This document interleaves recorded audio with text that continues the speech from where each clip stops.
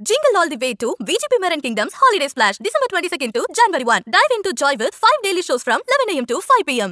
Michaung புயல் ஓய்ந்த அடுத்த சில தினங்கள்ல தென் மாவட்டங்கள்ல மிக கனமழை அது பெய்ததுனால 4 மாவட்டங்கள்ல வெள்ள பாதிப்பு. முக்கியமா தூத்துக்குடி ஒரு துண்டிக்கப்பட்ட பகுதியாகவே மாறி இருக்கு. இது வரைக்கும் அங்க சரியா யாரையும் ரீச் பண்ண முடியாத ஒரு சூழல் தான் ஏற்பட்டிருக்கு. இந்த 4 மாவட்டங்கள்ல 40 லட்சம் மக்கள் பாதிக்கப்பட்டிருக்காங்கன்னா அது தூத்துக்குடியில மட்டும்தான். எல்லாருக்குமே அங்க இருக்கிற பெரிய பணக்காரங்களா இருக்கட்டும் இல்லை ஏழையா இருக்கட்டும் எல்லாருக்குமே ஒரு பெரிய பாதிப்பை ஏற்படுத்தி இருக்கு இந்த தென் மாவட்டங்கள்ல பெஞ்ச அதி கனமழை. அதே மாதிரி அடுத்து பாக்குறப்ப நெல்லையா இருக்கு. அதுக்கு பிறகு கன்னியாகுமரி தென்காசின்னு சொல்றாங்க.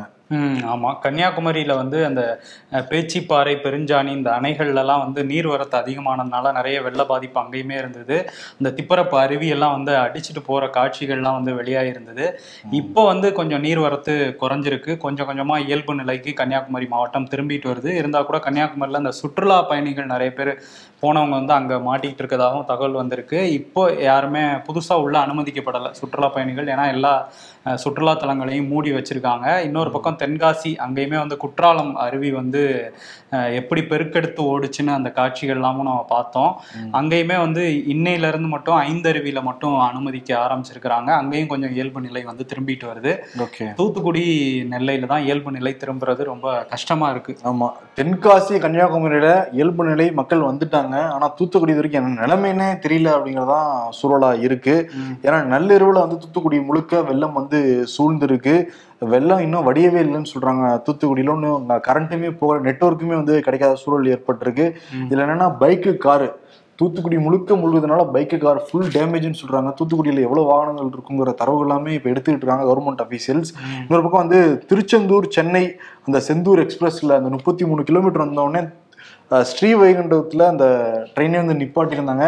நேற்று ஒரு 300 பயணிகளை 4 பேருந்துகள் வச்சு கூட்டிட்டு போனாங்க. பக்கத்துல மண்டபத்துலாம் தங்க வச்சிருக்காங்க. அந்த ரயில்வே பாதைகளா இருக்கட்டும், அதே மாதிரி ஆற்று பாலமா இருக்கட்டும், ஏரலுங்கிற அந்த ஆற்று பாலம் கிட்டத்தட்ட உடஞ்சே போயிருக்கு. தூத்துக்குடியில் இருக்கிற பல ஏரிகள் பல குளங்கள் எல்லாமே உடஞ்சிருக்கிறதாவும் சொல்றாங்க. இதெல்லாம் தாண்டி எவ்வளவு பேர் இறந்திருப்பாங்க அப்படிங்கிற தகவல் இது வரைக்கும் அபிஷியல்ஸே கிடைக்கலன்னு சொல்றாங்க. தூத்துக்குடி நிலவரம் இந்த நிலையில பாக்குறப்ப 7 பேர் மரணம் அடைஞ்சிருக்காங்க. 75 நிவாரண முகாம்கள் அமைக்கப்பட்டிருக்கு. கலெக்டர் ஆபீஸ் முன்னாடியே ஒரு வெள்ளம் தான் பாதிக்கப்பட்டிருந்தது. ஆனா இன்னைக்கெல்லாம் வடிஞ்சு இயல்பு நிலைக்கு நெல்லையுமே திரும்பிக்கிட்டு இருக்கு. 3500 பேர் தஞ்சம் அடைஞ்சிருக்கிறதா சொல்றாங்க கவர்மெண்ட் அபிஷியல்ஸ். இதெல்லாம் தாண்டி மேலப்பாளையம் நெல்லை டவுன்ல அந்த தரைப்பாலம் உடைஞ்சிருக்குன்னு சொல்றாங்க நெல்லையில. ஆனா ஒரு பெரிய பாதிப்பு நிகழ்த்தி இருக்கு நெல்லையிலையும் தூத்துக்குடியிலையும். பட் தூத்துக்குடி இன்னும் தரவு முழுசா கிடைக்கலங்கிறதான் நிலவரமா இருக்கு. யாரையுமே போக முடியல, ரீச்சும் பண்ண முடியல. ஏன்னா நம்ம நேர்களுடைய பெற்றோர்கள் உறவினர்களே மாட்டிட்டு இருந்தாங்க. நம்மகிட்ட ஹெல்ப்லாம் கேட்டிருந்தாங்க. நம்மளும் சில பேருக்குலாம் பண்ணி கொடுத்தோம். இருந்தா கூட ரொம்ப ஒரு கொடூரமான ஒரு சூழல் தான் நிலவிக்கிட்டு இருக்கு தூத்துக்குடியில. இப்ப என்னன்னா அந்த அனிதா ராதாகிருஷ்ணன் அமைச்சரு 3 நாள் கழிச்சுதான் வெளியே வந்திருக்காரு. ஆமா, அவர் அவரோட ஊர் திருச்செந்தூர். அங்க தூத்துக்குடியில் உள்ள ஏரல்ல நிவாரண பணிகளுக்காக உள்ள போனதா சொல்றாங்க. அங்க மாட்டிட்டு வெளியே வர முடியாம அவருமே 3 நாள் கழிச்சு அவரை மீட்டு எடுத்திருக்காங்க. அமைச்சருக்கே இந்த நிலைமைங்கும் போது இன்னும் மக்கள் எவ்வளவு பேர் அங்க மாட்டிட்டு இருக்காங்க. நிறைய கிராமங்கள் இருக்கு. எல்லாத்துலயும் இன்னும் வேகப்படுத்தணும் பணிகளை. அமைச்சரே 3 நாளுக்கு பிறகுனா சாமானிய மக்கள்லாம் நினைச்சு கூட நம்ம பார்க்க முடியல. சீக்கிரம் தூத்துக்குடி மீண்டு வரணும். இன்னொரு பக்கம் முதலமைச்சர் டெல்லி போயிருந்தாரு. எதுக்காக போயிருந்தாரு யாருக்குமே தெரியும். நம்ம இந்த புயல் வரத்துக்கு இந்த பெரும் வெள்ளம் வரத்துக்கு முன்னாடியே சொல்லியிருந்தோம் இந்தியா கூட்டணிக்காக தான் டெல்லி போறாருன்ட்டு. ஆனா டிஎம்கே சார்பா எப்படி மாத்திட்டாங்கன்னா மிக்ஜாம் புயல் அந்த தென் மாவட்டங்கள்ல வெள்ள பாதிப்பு ஏற்பட்டதுல அதுக்கு நிவாரணம் கேட்கறதுக்கு பிரதமர் மோடி சந்திக்கிறதுக்கு தான் டெல்லி போனாருங்க மாதிரி ஒரு சீன் கிரியேட் பண்ணாங்க. சரி, எது அப்படியோ இந்தியா கூட்டணி ஆலோசனை கூட்டத்திலேயே கலந்துக்கிட்டாரு. அதே மாதிரி பிரதமர் மோடி நேற்று நைட் சந்திச்சு பேசியிருக்காரு. தேசிய பேரிடரா நீங்க அறிவிக்கணும், சீரமைப்பு பண்றதுக்கும் நிவாரண பணிகளை மேற்கொள்றதுக்கும் சீக்கிரம் நீங்க நிதி கொடுக்கணும். அவசர கால நிதியா 2000 கோடி, அதே மாதிரி தற்காலிக நிவாரண தொகையா ஒரு 7033 கோடி, நிரந்தர நிவாரண தொகையா 12659 கோடி தேவைங்கிறத கொடுத்துருக்காரு. பிரதமர் மோடி எல்லாத்தையும் கேட்டுக்கிட்டாரு. ஆனா எவ்வளவு சீக்கிரம் கொடுப்பாங்கிறது தெரியல. ஏன்னா மிக்ஜாம் புயலே முதல் கட்ட நிவாரணமும் 450 கோடி அறிவிச்சாங்க மத்திய அரசு. அதுக்கு பிறகு இது வரைக்கும் ஒரு அமௌண்ட்டும் ரிலீஸ் பண்ணல. அப்பயா ராஜ்நாத் சிங் வந்து பார்த்துட்டு போனாரு. இன்னும் மத்திய அரசு சார்பா யாரும் வந்து பாக்குற மாதிரியும் தெரியல. மத்திய அரசு சார்பில் அமைச்சர்கள் யாரும் வரல. ஆனா இன்னைக்கு அந்த மத்திய ஆய்வு குழு வந்து இன்னைக்கு 3-4 மாவட்டங்களையும் ஆய்வு பண்றதுக்காக போயிருக்காங்க. முதல்வர் வந்து நாளைக்கு வந்து இன்னைக்கு போறதா இருந்தது. ஆனா இன்னைக்கு இங்க இந்த கண்ட்ரோல் ரூம்ல இருந்து நெல்லை மாவட்ட ஆட்சியர், தூத்துக்குடி மாவட்ட ஆட்சியர்களோட ஆலோசனை எல்லாம் பண்ணாரு. தலைமைச் செயலாளரும் அதுல கலந்துக்கிட்டாரு. நாளைக்கு வந்து அந்த தென் மாவட்டங்களை போய் பாக்குறாரு, நேர்ல பார்வையிடுறாரு முதல்வர். பாஜக வந்து பாரபட்சம் இல்லாம நிதி கொடுக்கணும் அப்படிங்கிறது ஒரு கோரிக்கையாவே இருக்குது. தமிழ்நாடு அரசுல இருந்து என்ன சொல்றாங்கன்னா, சென்னையில இந்த மெக்ஜாம் புயல் வந்ததுல 47 ஆண்டுகள் இல்லாத அளவுக்கு சென்னையில மழை பொழிவு பெஞ்சிருக்கு, சென்னையிலயும் சுற்று வட்டார பகுதியிலையும் அப்படின்னு சொல்றாங்க. அதே மாதிரி தென் மாவட்டங்கள்ல பெய்த மழை வந்து 100 ஆண்டுகள் இல்லாத அளவுக்கு மழை பெஞ்சிருக்குங்கிறதையும் மோடி கிட்ட சொன்னதாகவும் வந்து சொல்றாங்க. மத்திய அரசு சொல்லியிருக்கிறதா வந்து சொல்றாங்க. இதுல என்னன்னா, நேற்று அந்த பேரு தப்பா நான் சொல்லிட்டேன்.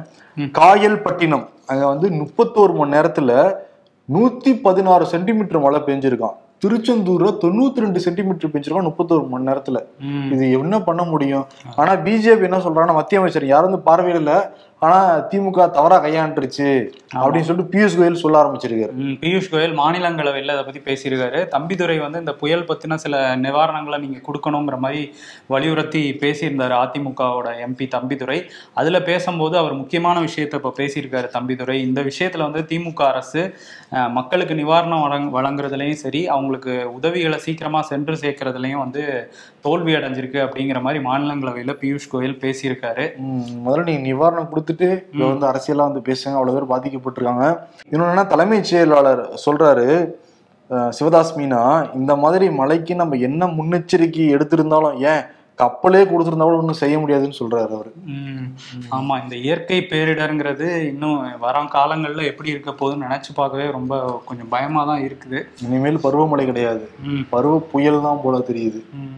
இந்தியா கூட்டணியோட 4வது கூட்டம் வந்து டெல்லியில நேற்று நடந்தது. அசோகா ஹோட்டல்ல எல்லாம் வந்து பேசிகிட்டு இருந்தாங்க. அதில் வந்து மம்தா சில விஷயங்களை வந்து சொல்லியிருக்காங்க. தமிழ்நாட்டில் வந்து திமுக தலைமையிலையும், மேற்கு வங்கத்தில் திரிணாமுல் தலைமையிலையும், அதே மாதிரி யூபியில் சமாஜ்வாடி கட்சி தலைமையிலையும், டெல்லியில் ஆம் ஆத்மி தலைமையிலும் தான் கூட்டணி இருக்கணும். அதாவது அங்கெல்லாம் காங்கிரஸ் முன்னிக்க கூடாது அப்படிங்கிறது ஒரு விஷயத்த வலியுறுத்தி இருக்கதா நியாயமாக கோரிக்கையாக தான் தெரியுது. ஆமாம், அதே மாதிரி வந்து மம்தா வந்து கார்கே தான் பிரதமர் வேட்பாளராக இருக்கணும்னு முன்மொழிஞ்சதாகவும், அதை கெஜ்ரிவால் வந்து வழிமொழிஞ்சதாகவும் தகவல் வந்து வெளியாயிருக்கு.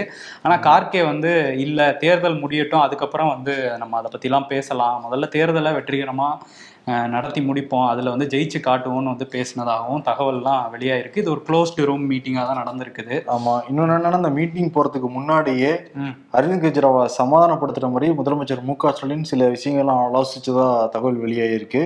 நம்மலாம் ஒற்றுமை முக்கியம் இந்த சமயத்தில், சில விஷயங்கள்லாம் நம்ம முரணா இருந்தால் கூட அது தேர்தலில் எதிரொலிச்சிடக்கூடாது அப்படின்னு சொல்லிட்டு அரவிந்த் கெஜ்ரிவால்கிட்ட முதல்வர் வந்து சொல்லியிருக்காரு. ஒருவேளை ஆமா, அந்த பஞ்சாப்ல காங்கிரஸ்க்கும் ஆம் ஆத்மிக்கும் நடக்கிற சண்டையை வச்சா அதனால காங்கிரஸ் வந்து ஸ்டாலின்கிட்ட சொல்லி கெஜ்ரிவால்கிட்ட சொல்றாங்களோ அப்படிங்கிற ஒரு யோசனை நமக்கு இருக்கு. இன்னொரு பக்கம் என்னன்னா, அதே மாதிரி உத்தவ் தாக்கரேட்டே வந்து முதலமைச்சர் பேசியிருக்காரு, மம்தாட்டையும் பேசியிருக்கதான் வந்து சொல்றாங்க. யார் யார் சொன்னா கேட்பாங்களோ அந்தந்த மாதிரி ஒரு சாஃப்டான ஒரு மூவ் பண்றாங்களோ அப்படிங்கிறது தெரியுது இந்தியா கூட்டணியில. அதே மாதிரி நிதிஷ்குமார் கோவப்பட்ட ஒரு செய்தியும் வெளியாயிருக்கு. ஆமா, நிதிஷ்குமார் வந்து ஏற்கனவே இந்த 3 கூட்டங்கள்லயும் அவர் ஹிந்தியில தான் பேசினாரு. பெங்களூர்ல நடந்தது, பாட்னால நடந்ததுலாம். அது பேசினதுக்கு அப்புறம் வந்து மனோஜ்குமார் ஜா, இவர் வந்து ராஷ்டிரிய ஜனதா தளத்தோட தலைவர், அவரோட பேச்சையும் நிதிஷோட பேச்சையும் லாலு பிரசாத் யாதவோட பேச்சையும் இங்கிலீஷ்ல டிரான்ஸ்லேட் பண்ணியிருக்காரு அந்த 3 கூட்டங்கள்லையும். இந்த கூட்டத்தில் நிதிஷ்குமார் பேசினதுக்கு அப்புறம் திமுக எம்பி டிஆர் பாலு வந்து நீங்க இதை வந்து இங்கிலீஷ்ல டிரான்ஸ்லேட் பண்ணுங்க அப்படின்னு கேட்டதாகவும், அதுக்கு வந்து இல்லை இல்லை ஏன்னா இந்துஸ்தானில் இருக்கோம், நம்ம எல்லாருக்கும் ஹிந்தி தெரிஞ்சிருக்கணும்லன்ட்டு கோவமா நிதிஷ்குமார் வந்து சொன்னதாகவும் ஒரு தகவல் வந்து வெளியாயிருக்கு. இது வந்து ஒரு சண்டைக்கு நிதிஷ்குமாருக்கு வந்து ஏற்கனவே கார்கேவை எல்லாரும் முன்னிறுத்துறாங்கிறதுல கோவத்தினால இந்த மாதிரி பேசியிருக்கலாங்கிற மாதிரி ஒரு பேச்சு இருக்கு. இன்னொரு பக்கம் கூட்டணியில குழப்பத்தில் ஏற்படுத்துறக்கா பிஜேபியே இந்த மாதிரி செய்திகளை வெளியிடுறாங்க அப்படிங்கிற மாதிரியும் ஒரு தகவல் இருக்கு. இது எல்லாமே தகவல்களாக தான் இருக்குது. தகவலாக தான் இருக்கு, கன்ஃபார்ம் பண்ண முடியல. ஆனால் எல்லாரும் மீடியாவும் வந்து பேசிட்டு இருக்காங்க. இன்னொரு பக்கம் என்னன்னா, இந்த நாடாளுமன்றத்துல இது வரைக்கும் இல்லாத அளவு எம்பிக்கள் வந்து நீக்கப்பட்டது. ஏன்னா டிசம்பர் 14ஆம் தேதி, அந்த 13ஆம் தேதி வந்து 2 பேர் உள்ள வந்து குதிச்சு இந்த வண்ண குப்பிகள் வந்து போட்டுட்டு போனாங்க. அதற்கு பிறகு அவங்க 6 பேர் மேலேயும் ஊப்பா சட்டம்லாம் வந்து பாஞ்சுது. 2 பேர் உள்ள போட்டிருந்தாங்க, 2 பேர் வெளியே போட்டிருந்தாங்க. 2 பேர் உதவி பண்ணாங்க அப்படின்றதா குற்றச்சாட்டு. அவரை டிசம்பர் 18ஆம் தேதி 33 பேர், அப்புறம் படிப்படியா வந்து நேத்து வரைக்கும் 141 எம்பிக்கள் இதுவரை இல்லாத அளவு சஸ்பெண்ட் வந்து செய்யப்பட்டிருக்காங்க. இப்போ உள்ளுக்குள்ள இருக்க எம்பிக்கள்னு பாக்குறப்ப, எதிர்கட்சி எம்பிக்கள்னு பாக்குறப்ப ஒரு 47 பேர் தான். இப்போ இந்த திங்கக்கிழமை வெள்ளிக்கிழமை வரைக்கும் நடக்க போகுது. மக்களவையில 47 பேர் தான் இருக்காங்க, விட்டு வச்சிருக்காங்க. அவங்க இந்தியா கூட்டணியில உள்ள 47 எம்பிக்கள் தான் உள்ள இருக்காங்க. அவங்களே இப்ப வெளியிட போறாங்கன்னு தெரியலன்றதான் வெளியில இருக்கிற எம்பிக்கள் வந்து சொல்லிக்கிட்டு இருக்காங்க.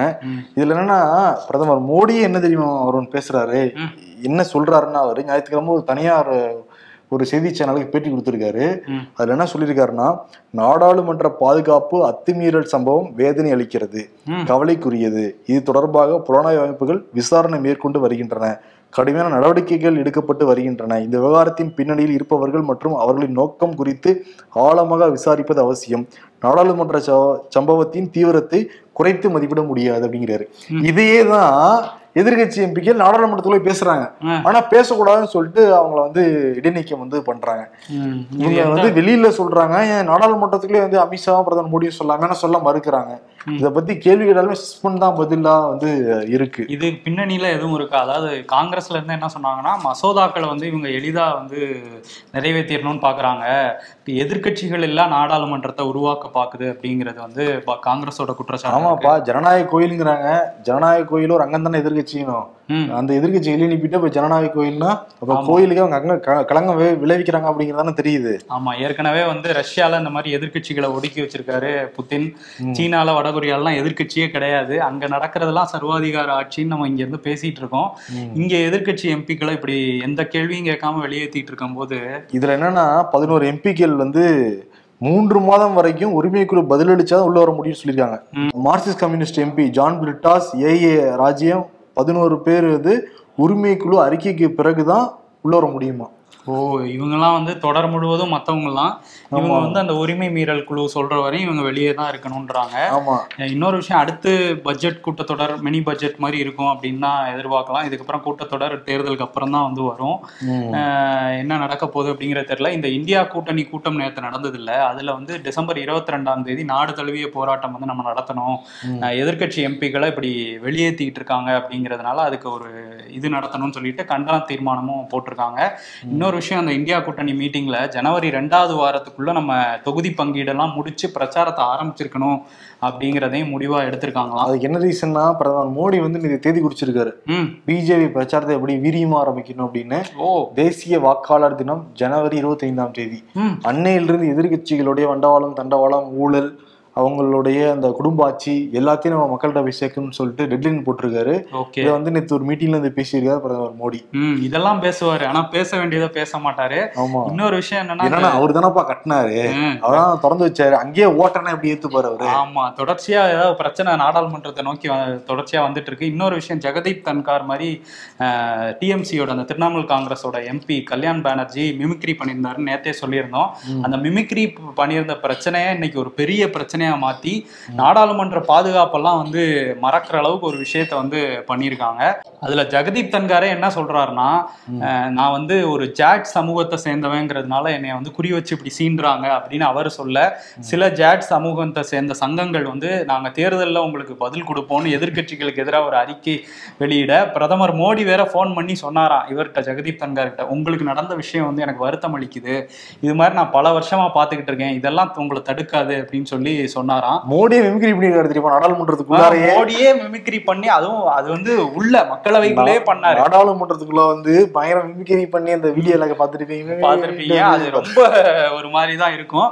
இது வந்து இதுவங்க பேச வேண்டிய அரசியலை விட்டுட்டு அவங்களுக்கு ஒரு பாயிண்ட் கிடைச்சிருச்சுன்னா அதை பெரிய அரசியலா மாத்தி. இதுதானே என்ன தெரியுமா, ராகுல் காந்தி வீடியோ எடுத்தாருல, அது பெரிய பிரச்சனை ஆயிருச்சு. அவரு இந்த கல்யாண் பானர்ஜி மிமிக்ரி பண்றாராம், அதான் ராகுல் காந்தி வீடியோ எடுத்துட்டாராம். அது இன்னொரு பிரச்சனையாக்கி இப்ப ராகுல் காந்தி வந்து சில பிஜேபி சார்ந்த ஊடகங்கள் வந்து அவர் கேள்வி மேல கேள்வி கேட்க இதுவா பிரச்சனை அவர் கேட்டிருக்காரு. அதுதான் ஏங்க 41 பேரை தூக்கி இருக்காங்க, 141 பேரை வந்து இடைநீக்கம் பண்ணிருக்காங்க. அதெல்லாம் தாண்டி 2 பேர் நாடாளுமன்ற அந்த பாதுகாப்பு காவலர்கள்லாம் தாண்டி உள்ளுக்குள்ளேயே வந்து எங்க உயிருக்கு அச்சுறுத்தலாம் விளைவிச்சிருக்காங்க. அது பேசுறது முக்கியமா, நான் வீடியோ எடுத்தது முக்கியமா? அதானே, அது என் மொபைல நான் எடுக்கிறேன். அது அது வந்து ஒரு பிரச்சனையா மாத்திருக்காங்க. இப்ப குடியரசுத் தலைவர் வரையும் அவங்களுக்கு வந்து ஜெகதீப் தன்காருக்கு வந்து ஆறுதல் தெரிவிச்சிட்டு இருக்காங்க. நல்லா பண்றாங்க. ஆனா வந்து இதெல்லாம் பண்றீங்கப்பா, என்ன சொல்றதுன்னு தெரியல. இன்னொன்னு என்னன்னா, கொரோனா நல்லா பண்ணிக்கிட்டு இருக்கு போல தெரியுது. ஆமா,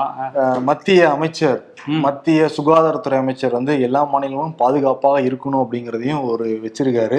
ஓகே, ஆல்ரெடி வெள்ளம் போயிருக்கு. அதான் JN1 அப்படின்னு ஏதோ புதிய பேர் வச்சிருக்காங்க. அதுக்கு கொரோனா வந்து வந்துட்டு இருக்கான். அதனால பெரிய பாதிப்பு, இருமல், சளி அந்த மாதிரி லேசான பாதிப்பு இருந்தாலும் நம்ம கவனமா இருக்கணுங்கிறத உலக சுகாதார மையமும் சொல்லியிருக்காங்க. திரும்ப இந்த எதிர்கட்சிகளுக்கு வந்து நான் ஒரு விஷயம் மறந்துட்டேன். சோனியா காந்தி வந்து பேசியிருக்காங்க.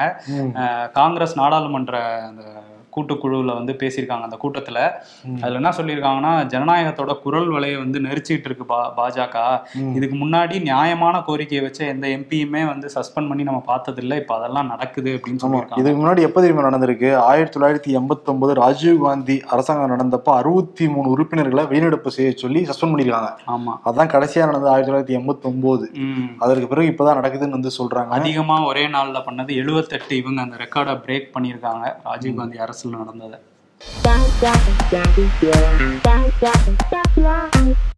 அது எப்படி ஒருத்தனால ஃபியூச்சரை நினைச்சு பயந்துட்டோம், அதே சமயத்துல அந்த ஃபியூச்சருக்காக ஒண்ணுமே பண்ணாமையும் இருக்க முடியும்? என்னடா இது தூங்கி எதிர்ச்சா தொண்டை கலகறக்குது? மார்கழி ஆரம்பிச்சிருச்சுன்னு, பனிக்காலம் அப்படிதான் இருக்கும். அப்படியா? கொரோனா வேற பரவுதுங்கிறாங்க.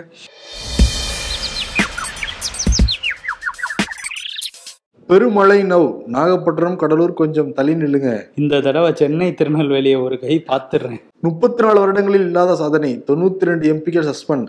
எனக்கு வேற சாதனை தெரியல ஆத்தா. 9 ஆண்டு சாதனையா? அரசியல்ல இதெல்லாம் சாதாரணமாப்பா. ஓகே, யாருக்கு விருதுனா 2 பேர் கொடுத்துடலாம். 2-in-1 award. இதுவும் வரலாற்றுல முதல் முறையா நம்ம வந்து 2 பேருக்கும் வேற வேற காரணங்களுக்காக ஒரே விருது வந்து நம்ம கொடுக்க போறோம். இது பிரதமர் மோடி என்ன பண்ணலான்னு நம்ம தான் பார்த்தோம். 141 பேரை சஸ்பெண்ட் பண்ணியிருக்காரு. ஏதோ அவர்னால முடிஞ்சது. இங்க தமிழ்நாடு வந்து வெள்ளத்துல மிதந்துட்டு இருக்கு, ஏன் முன்னாடி காப்பாத்தலன்னு கேட்டா, ஏங்க எங்களுக்கு தகவலே லேட்டா தான் கிடைச்சதுங்கிறாரு. இப்ப நாங்க பண்ணிட்டு இருக்கிறது இதை எங்களால முடிஞ்சதுன்னு சொல்றாரு முதலமைச்சர் MK ஸ்டாலின். 2 பேரும் சேர்ந்து உங்களால முடிஞ்சதை நல்லா பண்றீங்க, அதனால ஏதோ எங்களால முடிஞ்சதை பண்ணிக்கிட்டு இருக்காங்க, நம்மளும் இங்க வாழ்ந்துகிட்டு இருக்கோம், வழி இல்ல, கொடுத்துட்டு விடைபெறலாம். நன்றி, வணக்கம். நன்றி.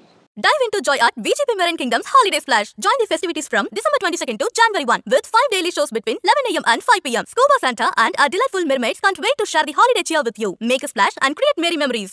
உலகம் ரொம்ப வேகமா போய்கிட்டு இருக்கு. நம்ம அப்டேட் ஆகலைன்னா, நம்மளை சுத்தி என்ன நடக்குதுன்னு நம்ம தெரிஞ்சுக்கலன்னா காணாம போயிடுவோம். அரசியல், சினிமா, முதலீடு, ஆன்மீகம், விவசாயம் உள்ளிட்ட அனைத்தையும் விரல் நுனியில தெரிஞ்சுக்க விகடன் ஆப்பை டவுன்லோட் பண்ணுங்க. விகடன் டிஜிட்டல் இதழ்களை சப்ஸ்கிரைப் பண்ணுங்க. லிங்க் டிஸ்கிரிப்ஷன்ல இருக்கு. நன்றி.